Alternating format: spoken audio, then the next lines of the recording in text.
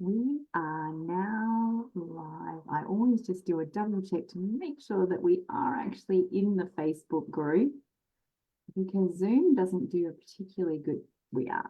We are. Good evening, beautiful women. Well, it's evening for us here on the Australian side of the planet, but for our beautiful guest, Karen, tonight, who's all the way over in the UK, it is early morning. So for those of you that are going to be with us live tonight, I want to just take a minute, or whether it's you're ending your day or you're starting your day, I just would love to invite you to take this opportunity to turn everything else off.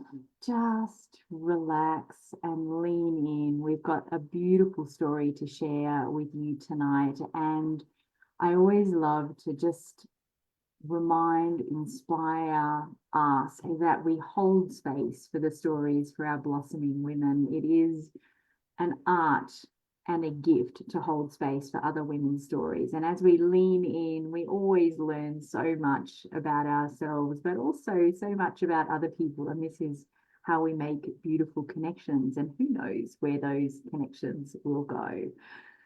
So tonight we have with us Karen Kennaby, and Karen is coming from all the way, and I practiced saying this before I went live, and I'm still going to make a mess of it, from Shropshire, Perfect. Shropshire, Shropshire, England.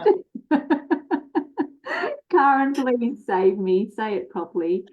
You said it perfectly, Edwina. Shropshire. Yeah, exactly the same. Love it.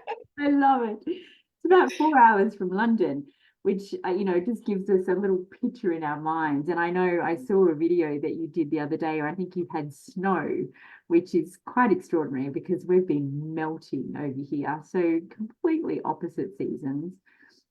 Karen has been a life coach for over 2 decades and creates her superpower is creating journeys. Some are internal, some are external, but all are exquisite and unique. So welcome, Karen, and thank you so much for being with us.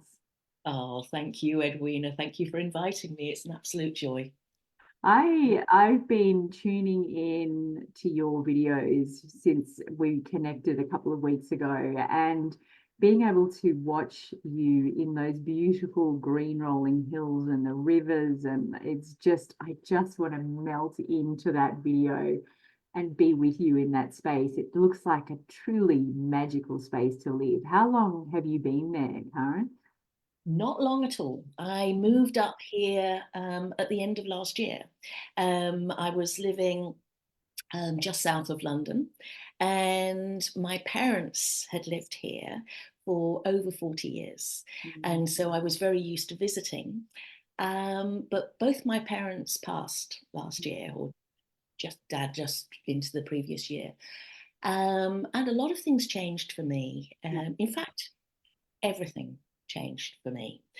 So both my parents passed, my only uncle passed.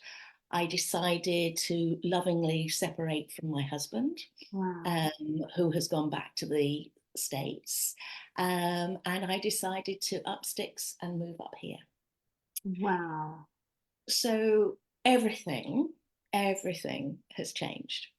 Enormous change. And I feel like there's some amazing wisdom that we're going to gather from those changes and what you've learned. But before we dive in there, I just want to do us a little time travel and scoot back in time, and so we can create a bit of a journey with the for myself and for the beautiful women that are tuning into this. Mm. So if you can take us back to remembering yourself finishing school, launching yourself into the grand world of adulting. I'm not sure Yeah. when we become adults. I'm still trying to work that out. No, maybe we what, never do. what the qualifier is, I'm not sure. Yes. But if you can think of that time, where were you? And can you remember sort of the dream that was in your heart? What were you imagining you were going to do with your life? Well, it's interesting because I went to what's called a grammar school over here. So we were supposed to go on to be doctors or head teachers. That was the plan, but it wasn't my plan. Yeah. And my plan was quite different. And I didn't even stay on until the last year. I went into the sixth form, but only the first year of the sixth form, and then left because I was so keen to get on with what I wanted to do. And what I Mm. wanted to do was work in hotels. Um, And so I was really clear about that, really clear. And initially, what I wanted to do was actually hotel sales. mm, So selling mm. conference space and all of that kind of thing. Oh, But virtually no one was doing it. And so I joined a company called, Grand Met. I was going to go to a company called Grand Met initially, but it was going to be in an office. That didn't suit me at all. yeah. So I took myself through a self-created fast track and became a deputy hotel manager by the time I was 21, of a four-star luxury, really high-end hotel. So, yeah, but when I went to college, it was just as though, now I see the sense of education. I couldn't see any point to it before, none. But doing that, it was just like, I loved every day. Yeah. We were trained as chefs. We were with amazing, amazing chef tutors from top five-star hotels around the world. I just loved it all. Absolutely. It sounds heavenly. I have a sneaking suspicion we're going to be peas in a pod, Karen. Really? When you hear stories, it's like, we speak the same language. Mine was into naturopathy, so I couldn't do sciences, I couldn't do maths. I was rubbish at school. I went to a grammar school as well, and I think they hauled me through somehow. I passed, but I was rubbish at academics. But when I developed a passion for naturopathy, I set my eyes on that, and all of a sudden, I was doing, science and applied science. I was doing sciences and biology and chemistry, anatomy and physiology, and I was getting high distinctions. I couldn't have done that for quids at school, so it had to apply to something. At school, it meant nothing. It was just sort of this arbitrary information. Yeah, it's a big flag about education Mm, generally, isn't it? mm. Actually, yes, because similarly, I won an award for the student with the most promise, which I thought was rather nice. We love those awards. Yeah, but we were away on holiday because I'd never won anything. Yeah. So we hadn't factored in the sort of prize giving time. We would just book. My parents had just booked the holiday. So that was quite funny. But That's yes, one of those things you should frame and put on the wall. Like it's just, yes, it tells a story. it does. It really, really does. Yeah. Yes. Yeah. Well, I Um, mean, to my mind, that sounds incredibly glamorous and fabulous. So, how did that evolve? What did that turn into? well, the funny thing is, I mean, I love hotels, but it is an 80, 90-hour week. So there's a lack of glamour, really. Yeah. But I love the work and love the people, love the connecting. I love everything about hospitality. Mm, And initially, I had gone into hotels partly because I wanted to travel, but I ended up getting married very young. I was just 22 mm, and therefore didn't travel.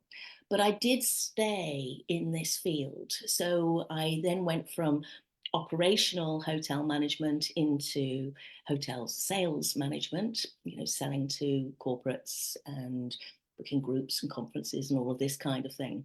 mm, And I did that for a while and got promoted up sort of the ranks with different companies.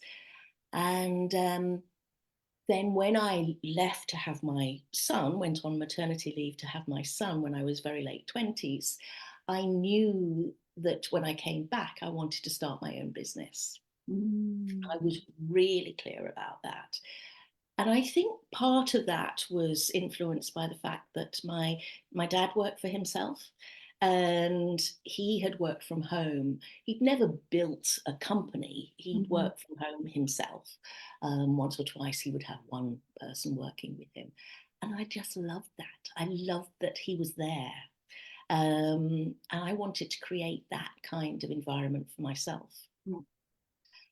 And so when my son was 3, you know, when he was 2, I started making petit fours, which I sold. And I actually sold some to Harrods, would you believe? Actually, sorry, Karen, say that again. You started making what? Petit fours. So they're little chocolates, special little Oh, chocolates that you have after a meal, you yes, know, yes, high-end dinner party, yes. whatever.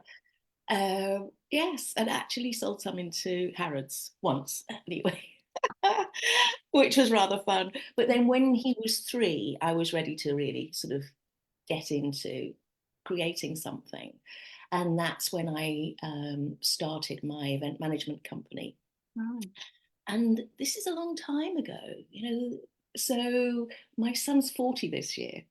And he was 3 when I started it. And there weren't many event management companies around then. There was one other company doing what I was doing in the UK. That's it. You were born with an entrepreneurial gene. It's I strong. No. was. I was. It didn't evolve later. It was with you from day It dot. was there. Yeah, interesting. Yeah, it was there. Yeah. Okay. Um, So what, tell me more about what sort of events, like what were they? so initially, I reached out to people that I'd known, you know, through the hotel industry, and one of them was a lovely man who was senior in a big truck company. Um, and initially, just to sort of help me get started, he Yeah. asked me to arrange some invitations for a personal party, which I did. But then it went on, I was asked to do a truck technicians roadshow. So, you know, it was very different for someone who'd basically been in a hotel. Mm, And I just said yes, yes, yes, of yes, course. and then worked it out. And so that's how it grew. So we, I was in offices within 3 months. I had my first employee within 3 months. I grew very fast, Yeah. and we found a niche. And I can't really even remember how it started, but we became the go-to for um, the third tier, you know, university level organizations, you know, associations and that kind of thing. And we were just, yeah, we just started doing loads and loads of workshops, seminars, conferences, symposium, and it just grew and grew, and we grew through referral. Each of our clients just grew, and it was all through personal connection. It was just sitting down and just having that real relationship Yeah. and allowing it to grow. So I mean, we were doing big conferences, you know, 1,000 plus with, you know, top parliamentary folk and all of this kind of thing, Yeah. um, with professors coming and this and that coming. And it was, so it was dry, but it wasn't dry the way we did it because we made it all very personal. So you became a chef at some point. That's one of the hats that you wore on the journey. That So was you at got, college. that was Yes, in it was at college. college. Right. Um, we were all taught to be chefs. I never went into a professional kitchen, but Mm, I've kept that absolute love of mm, cooking, of food. I'm a real foodie, and the things that we learnt then, you know, I still do things that way. And there's one thing: if people put a sharp knife in the sink, it just drives me nuts because it was drummed into us. You never, ever, ever put a knife on and sharp. the saucepan handle has to be turned towards the back of the Exactly, stove. all those things. Yes, and making your sauces properly and all of that kind of thing. Yeah. So I Yeah. just love it. Yeah. There's something I mean, they're all creative pursuits, aren't they? Cooking They is are. just another art form, really. When I, even when I chop veggies, I'm not a trained chef. I'm just a food, like just a foodie. But It's like just. even, yeah, even chopping veggies, like I love a chopping board with the rainbow of veggies all cut, beautifully, and like I get so much pleasure from that. Mm. Absolutely. It's my main form of creativity. It Mm. really is. I'm not an artist, but in the kitchen, my soul sings. Yeah, I interesting. really love it. And I weave that in because my event management company, we grew to a team of 24. We were Mm, 7-figure mm, pretty quickly, really.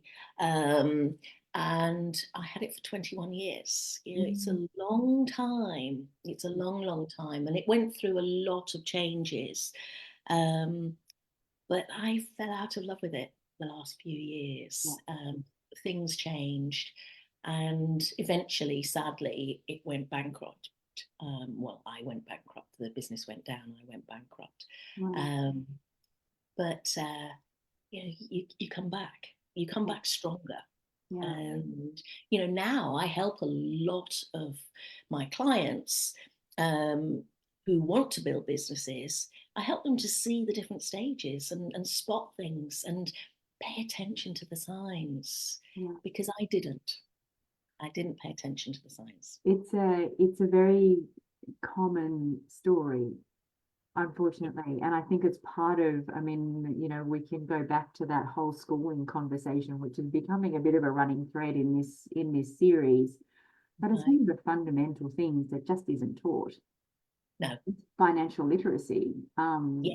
at school. And my beautiful dad, who was 54, he was born when I was born, he was born in 1918. And women in his world didn't work. He looked after the family, he raised the children, and he budgeted the little bit that you were given to, run the Yeah. household. And he didn't, he patted me on the head with the greatest of love and best of intentions, but I was never taught any form of financial literacy.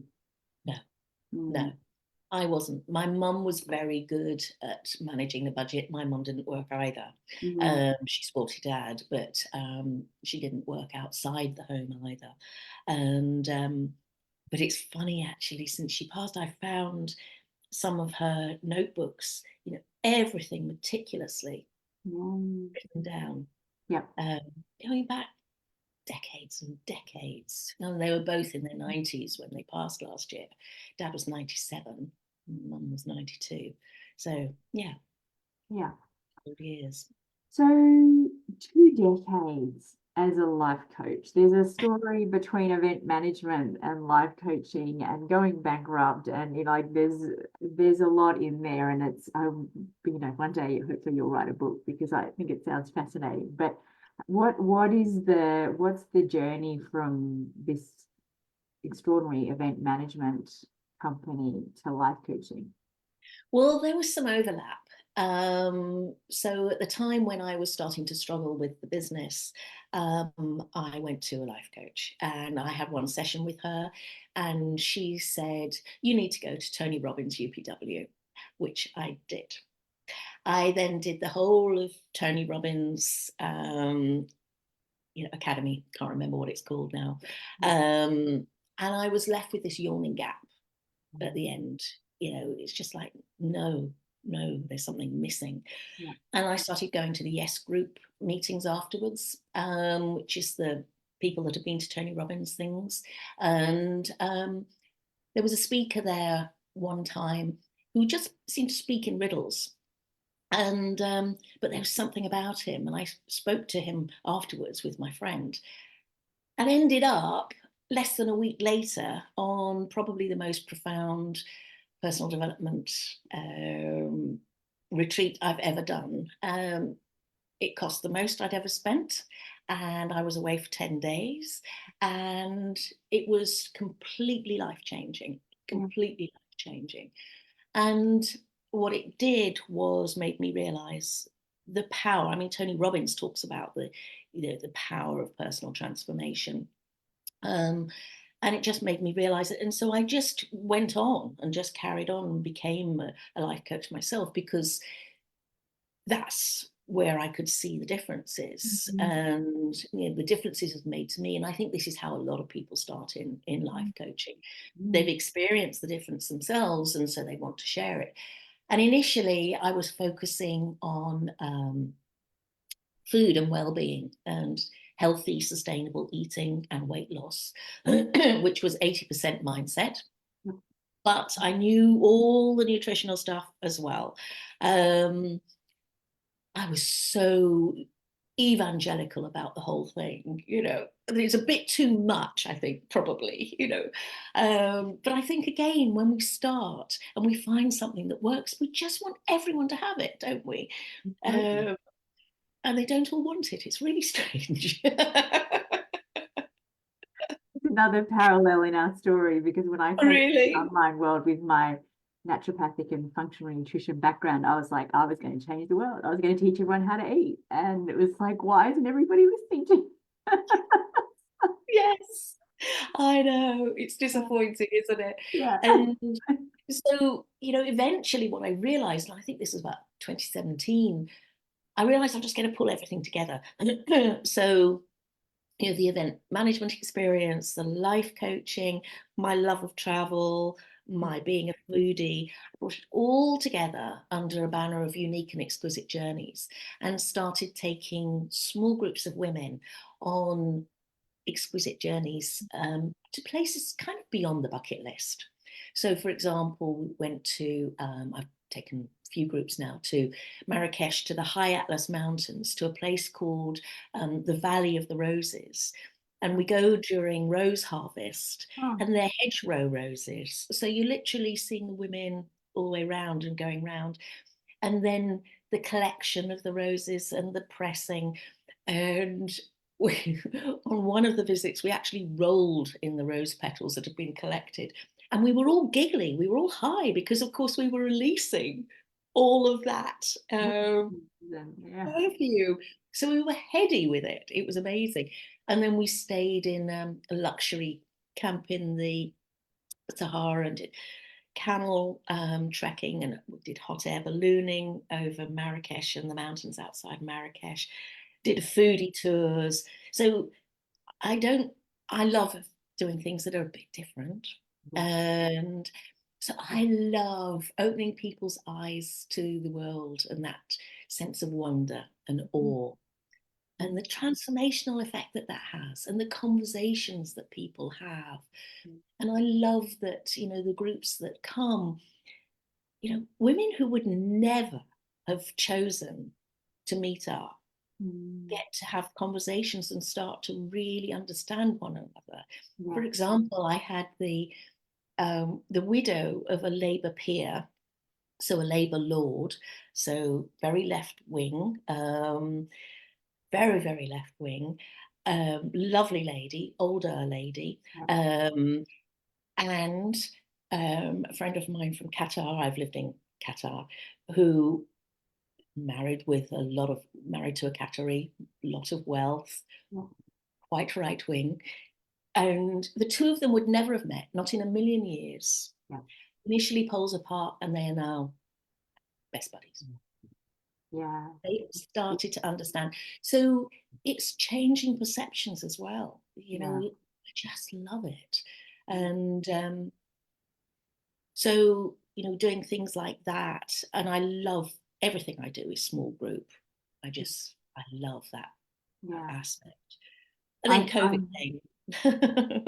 I feel very much the same, and it is interesting. Like you, I've done the Tony Robbins, and like well, a lot of these different kind of very well known transformational coaching journeys, and I I actually went to the US 5 times in 1 year and did a leadership training for a particular company, and I've experienced all these different things, and there's elements that I found absolutely amazing, and I continue to use and pass on. But I think one of the things that I'm going to imagine differentiates the way that you and I do things and the way that I think about things is I don't want to be yelled at.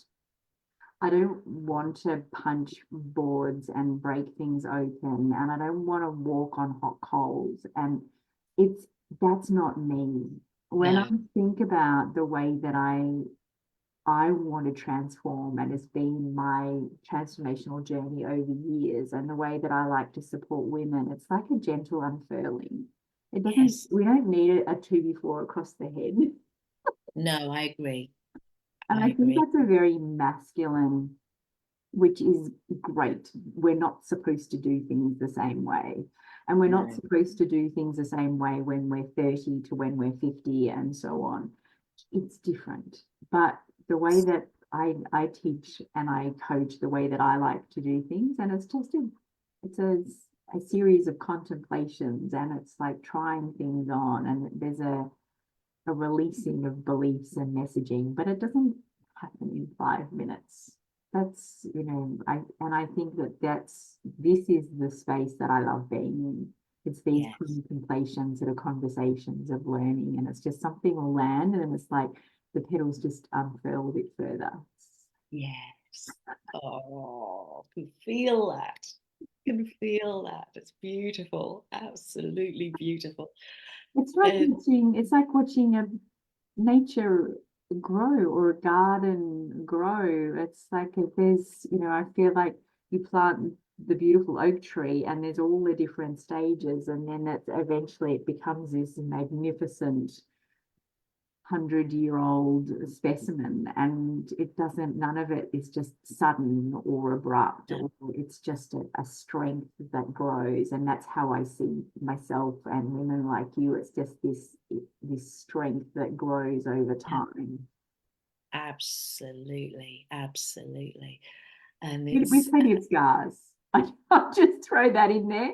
yes, yes. But I mean, I'm 67. You don't get to 67 without some scars, Yeah. and they are what, to a degree, they are what makes you. Yeah. It isn't, if everything was all fluffy, you Yeah. know, there wouldn't be any depth. There wouldn't be anything to you, would there? Yeah. And you fall down, you stand up, you're a bit stronger. And I've had various things have knocked me down over the years. I mentioned the bankruptcy. I had a nervous breakdown, Yeah. which I think really was probably triggered by that, although I didn't realize it at the time. But I think it's really important to not just do the positivity. And so many people would say, you're the most positive person I knew. No. And I was, but what Mhm. I was doing after, for a period of time was masking the pain underneath and just being positive and, oh no, everything's great. And it wasn't a conscious decision. It was just how it was a coping mechanism, but it doesn't serve us. And so I think it's sad, isn't it, when we see that going on. And I Mhm. think social media encourages this, Mhm. unfortunately, because it makes everything look as though everything's absolutely wonderful. But of course, that's a tiny thin little layer on the top, isn't it? It's not real life behind the cameras. Yeah. Um, So, Karen, what were the signs and symptoms and the result of a nervous breakdown? Was that something that took you a year or two to come through the other side, or what? Can you yeah, give me more of a it, picture of how that presented for you? it certainly did take probably a year. When I got to, one of my sort of lowest spots, what I remember is, when sometimes you had to put a PIN number in and it might be, say, 4 digits. And yeah, I'd look at it Mm. and Yeah, I couldn't even remember one. yeah, Um, and, so I'd have to be sort of holding it up so I could copy each individual number on. And I think that was one of the points where I realized something's terribly wrong here, yeah. terribly wrong. And I was very, very sad, very depressed. And my doctor wanted me to go on to antidepressants, and I was resistant. I did actually take antidepressants for a while because it does enable you then to be able to explore. It just takes that edge off for a little bit, not for a long term. And gradually, I came back with, talking therapy, and it's getting the right help is so important, and the right people. And now I think the gratitude for being well is so huge. So, and it's little things that are prompters and reminders. So when I put a PIN number in, I give so much gratitude for the fact that I can remember a 4, 5, 6-digit PIN number and put it in. And I give so much gratitude for that. And I think gratitude is huge, isn't it? And it is enormous. And I think it is, it's interesting the absolute gifts that come from the awful suffering. And, when you talk about that, I think about, the gratitude. I think about a time when as a single mum, I was so broken. Every week was just like, how are we gonna, and if something went wrong with the car, or there was a children's dental appointment or something, it was just like, oh my gosh, the sweat trying to find the money to pull together. And I'll never forget, at a point after starting my business, my son needed a tooth fix that had been smashed, and it was $2,000, and being able to pay for it yes, upfront, the feeling of just like, oh my gosh, that is the most amazing feeling. And I will never forget that connection to having the money to pay for something, and the connection to not having it as well. absolutely, absolutely. And it's interesting, isn't it, this whole thing about money, because people say money doesn't buy happiness. No, it doesn't. And having been on both sides, as have you, it's a lot easier when you've got money flowing through. It's a lot easier. And do you need money? Well, actually, yes, we do, to keep things moving through. And it is, I believe, about flow. It's not about, hoarding it and, piling it up. And it's all about me, me, me. It's not that at all. But, if we have money flowing in and then money flowing out, that keeps everything moving. We are still part of an industrial society, effectively. And that needs to happen. That needs to happen. Is everything. Pardon? It touches absolutely everything. It does, yes. It makes differences with education. It makes differences with health. It makes a difference with everything.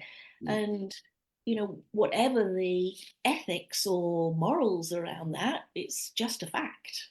It is a fact. And short of us being overnight able to change those systems that we don't necessarily fully agree with, to work with it and not reject it. There have been two things, and both were said to me by one of my first coaches and my current coach, that these statements that we hear that just shift a perspective in how we think about things. And my first coach, I remember her saying one year that she'd put $1 million on her vision board to give to charity. And I'll never forget hearing that and thinking, oh my gosh, imagine being in a position to donate $1 million to a cause that you feel very passionate about. And I was like, I want to do that. It's a little bit like the Oprah, you get a car, you get a car, you get a car. Yes. Yes. It's like that, the ability to be generous towards something that feels really impactful, being able to make a difference. That was amazing. And my current coach says money in my hands is good for the world. And I was like, yeah, I like that. So this is, and I'll ask you this question. I usually don't ask it towards the end, but I think it's a great question. If I could open a funnel that just deposited millions or billions of dollars into your account, where would you invest that? Where would you spend that? What's the change that you would love to make in the world? What's coming to me, because I look at this question frequently, and what's coming to me actually at the moment is supporting special needs children. Special needs. My granddaughter has Down syndrome, right. and it's been a struggle since she was born, to get information, to get help, Yeah. to get the right education. And it's funny, on a different day, I might have answered something differently, but it was Mother's Day in the UK on Sunday, and my son and I were talking about her, and so it's very front of mind right now. And so, you know, if I could use that money to, you know, create more support for children like her who desperately need it, then that's where I would spend it right now. Yeah. Very special. Very Yes. Yes. Very personal one. Yeah. So, you know, part of the conversation that we're having in this series is that the gifts that come from the struggle. And we've talked about a little bit about going bankrupt and conversations around money. And we've talked a bit about becoming, you mentioned, no, there was two things. I know I was going to bring up your parents passing last year. Oh, and the nervous breakdown. Yes. You know, like there's gifts that come from that as you huge learn how to come out the other side, and then the gratitude for your health once you have it back. I think, you know, like I would love to, if you're happy to go back to the passing of your parents in the last year. And I mean, the breakup of your marriage, my experience of my first marriage breakup was definitely an experience of grief. It sounds like yours might be a little bit different. But I think that, you know, grief is a topic that I feel needs more conversation. Yes, I agree. Yeah, so let's go there. What was your experience with your parents? So the two were very different. So Dad died suddenly. He was 97. So, you know, of course it was, you know, it could have happened any time, and he didn't want to get to 100. He was overall in good health, and but just the last few weeks, you know, he got very slow, but the last few weeks they were starting to wonder if there were some issues with his heart and a couple of other things. But he literally passed in the middle of the night, on the landing. So he'd gone to the bathroom and my mum woke up and he wasn't in the bed next to her, and she came out and he was on the landing. And so my version of that is, yeah, he came out of the bathroom and it was just too much effort to go back to bed, so he just laid down. And so he passed very peacefully, very, very peacefully. And it just feels as though he sort of vanished in this puff of air, you know, very sort of magically. I adored my dad, and I howled when I first heard, but I was very much at peace. Obviously, you know, went straight up to look after Mum, but I wouldn't say I was in heavy grief. I wasn't in heavy grief for either of my parents. My mum had wanted to go for several years. She was riddled with rheumatoid arthritis. Life was difficult. And then after Dad passed, she died 9 months later. And it was tough. And it was tough. And she and I had said our goodbyes several times. I was with her in hospital for the last week. So she lived at home until, you know, the doctor said, you know, we have to get you in. And she was very ill. And I went in with her, and I think something you said, grief isn't talked about enough, death isn't talked about enough. And so my mother had been saying for a long time that she just wanted to go, she just wanted to go, she just wanted to go. But something would happen, she would get an infection or something would happen, and we'd think, well, this is it. She would think it, I would think it. And then she came back. And I thought, this is just weird. And so part of me was thinking, okay, so is there something that she hasn't yet completed in her life? Couldn't really think of anything. But when we went into hospital, and this is incredibly personal and incredibly intimate, but she was very, very scared. And so I held her for, I don't know, an hour and a half, 2 hours. She was sobbing and she was just so scared. And she just wanted to feel safe. And that was when I realized this is why she hasn't been able to go. She's scared of actually the transition, of actually dying. And so this was really the start. And she held on for another 5 days. But when she actually passed, I wouldn't say it was that moment that was beautiful. It was immediately afterwards. And I went into this space of complete transcendence. And I think because I'd been with her 24/7 for a week, I'd just been in this space of nothing other than her, of service with, just pure love. And so I think my energy was just going higher and higher and higher. And so, yeah, when she passed, I was just in this place. And I wasn't in this world at all. And I wasn't in this world for several weeks. And literally, it was a beautiful, beautiful space. So I was in another dimension. And I was very lucky that my business partner was very accepting of me just not being here in the 3D world.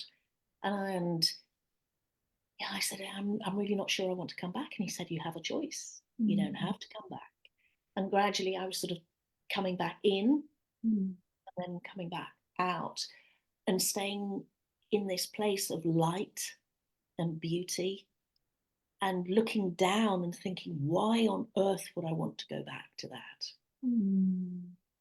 And so then, and he said, you don't have to, but I feel you still have work to do. And so I know I do still have work to do. But what's happened is that light has come back down with me. And I tap into it all the time. And you mentioned the hills. The hills for me are just so precious. They're ancient, they're soft, they're rounded, they're friendly, they wrap around me. There's one particular slate bench which has just become a place that I go to, and I sit there or I lie on it, and I'm there. And, I see the spirits and, the sparkles and everything. And I feel myself going deep down into Earth's core and rising right up above, beyond it all. So there's this incredible, incredible connection. And my parents passing gifted me this. How exquisite, how extraordinary is that? And so I am profoundly grateful for that. So do I miss them? Yes, of course I do. Sort of day to day, I catch myself out and think, oh, I must ring mum about, oh. And then I think, well, she knows. So, neither of them believed in an afterlife. So that's partly, I think, why Mum was scared, Mm. because that's it. Yeah. Um, and I don't think it really matters what you believe, but you need to believe that there is something, whether it's just that we go into the earth and we, we're fertilizer for some trees or something, whatever. Mm. But, there, in some way, shape, or form, we do something. I think, I was actually on the tip of my tongue to ask you if she had any religious affiliations or her connection to, and I feel that that plays a big part in the growing fear of death in Yes. society. Yeah. Um, I lost a sister way too young. She was 49, and I've a nephew, and we've had quite a lot of death. But what has helped me is that I have a very clear connection to reincarnation. And I feel that, we come, and with my 4 children, I can very clearly see those with old souls, and in people who have been here before. The lessons are different, the way we live is different. And so, when my sister died, I felt very clear that she was just ready for the next chapter. Yeah. And that gives me a lot of peace. But Yeah. I feel that the more we can have a connection to something beyond, it, it makes the whole process a lot more peaceful. Yes, Mm. absolutely. And in the West, we're so scared of death as a general rule. And it's bizarre, isn't it? Because we all know we're going to die. We all know we're going to pass. Yeah. And, the Tibetan way of viewing death, that, to have a good death, you need to have a good life. Mm. That makes sense, doesn't it? Sort of be living Mm. in a kind, loving way. Yeah. And then you pass in a kind love. I mean, my mum was kind and loving, but she didn't believe Yeah. anything. And so I think it does make a massive, massive difference, and bring that comfort. And of course, things, do bring up grief. I mentioned that it was Mother's Day on Sunday here in the UK, and the days leading up to that, I had struggled, Mm. because everywhere, there's Mother's Day this, Mother's Day that, Mother's Day. And it's the first year, since I was a little tot, we'd make handmade cards and pick flowers, and it's really precious time. And so when it was her birthday in January, I wouldn't say I sailed through it, but it was okay. Yeah. It was fine. But of course, there isn't something up everywhere saying, "Oh, it's Maureen's birthday. It's Maureen's birthday. It's Maureen's birthday." It's very different, isn't it? So I was very glad to be with my son and family. I'm glad you were. I'm glad you were. Yes. I think in the Western world, it's the way that we've sterilized everything. We sterilize the way babies are born. We still sterilized, like we don't want to get our hands dirty, nothing, there's no dirty. And I think Yeah. we've sterilized, I know in organizing my sister's funeral, there was even conversation suggested that we don't even have the coffin at the funeral. It's like we want to remove anything that's uncomfortable. We want to remove ourselves from, and quickly, just kind of clean it all up and make it manageable.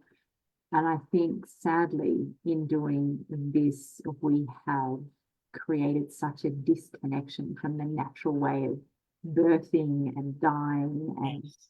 there is so much beauty in the messiness of it. There's beauty in the tears, in the pain, in the all Yes. that is part of the richness of life. And until we reconnect with that, um, I think we're going to just struggle more and more with all of Yeah. the processes. Mm. Yeah, I agree. And it's interesting because my parents had, until I suppose about 10 years before they passed, um, they their wishes were to be cremated. Mm. And I'd always thought about, burials as, ooh, what a horrible thought. And they changed, Mm. and they went for green burial. And so they are both buried in this beautiful orchard. Oh, Edwina, you need to see it. It's so beautiful. It's a working fruit orchard with sheep grazing. It's right in the hills. It's Wow. it's where they loved, you know, it's this countryside that they loved so much. And so they are part of that. And so it was a non-religious, they have a little tiny chapel that's not, well, it was consecrated, but it's not now. So you can have any kind of ceremony that you wish. So it was my brother and I doing readings and, you know, playing music that they each loved, because obviously we've done it twice recently. And then actual burial in the ground with a cherry tree planted at the end, in their honor. And it's so much more real than a cremation, and everything's, as you say, it's also cleansed and sterile. This is real. It is the earth to earth, ashes to ashes. It is going back into from whence we came. You know, it's allowing all of that to actually be, isn't it? I have a very wild heart and a very vivid imagination. So my clients can attest to. But when I think about, you know, the Viking burials and the rafts and the, you know, like the pyres of stick and the way the bodies are wrapped, and it's like, to me, that, you know, that cremation is very evocative and amazing. Anyway. Yes, yes, yes. But I'm not going to ask my children to do that for me. Oh, go on. Give them a challenge. Oh, the poor things. Anyway, they're going to be quaking when they get When they open your wishes. Oh, right, that's what we're doing. there we go. Yeah. Oh dear. We've gone over time, and I know that I could talk to you for another hour. It has been an absolute delight. Karen, maybe if we just take a minute, you know, you're doing journeys and retreats and different things with women. For people that want to just connect in with what you're doing, Yes. this has been coming up. What's the best place for them to look? I would say, well, probably Facebook, the Facebook group, which is Elevate, and that's spelled ELLEV, as in woman, L, and then the number 8. And so that's probably the best bet. I mean, really easy to find on social media because there aren't other Karen Kennabys. So it's really, really easy. So yes, do connect with me. And I'm off to Japan next week. I'm co-hosting a retreat in Japan, which I'm very excited about. It'll be my first time to Japan. And I am madly, madly jealous. Where are you going? Tokyo, Kyoto, down to Mount Aso, which is a very strongly energetic live volcano, more powerful than Mount Fuji. And we're actually going to do some horse riding around the volcano. So, Oh, I'm madly jealous. Next time you can put me in your suitcase. Stop over in Australia if you can. Thank you so much. It has been an absolute delight. And I just want to nudge anybody listening to this, go and have a look at Karen's Facebook so you can have a little play in the green rolling hills, because it's a Shropshire. I'm going to say it again. Yes. Yeah. Yeah. Love it. I love it. Thank you so much, Karen. Thank you, Edwina. I've loved our conversation, and thank you for inviting me. I think we're going to do this again. I just have a feeling. I do too. All right, gorgeous women. For those of you that have tuned in and caught us live, I hope you'll take a minute just to say hello. Let us know where you're tuning in from. Let us know what you loved about the interview. And Karen's in the group. I'm in the group. Anything that comes up, please just let us know. The feedback is hugely appreciated. All right, that's it from me tonight. So much love. And bye for now. From me.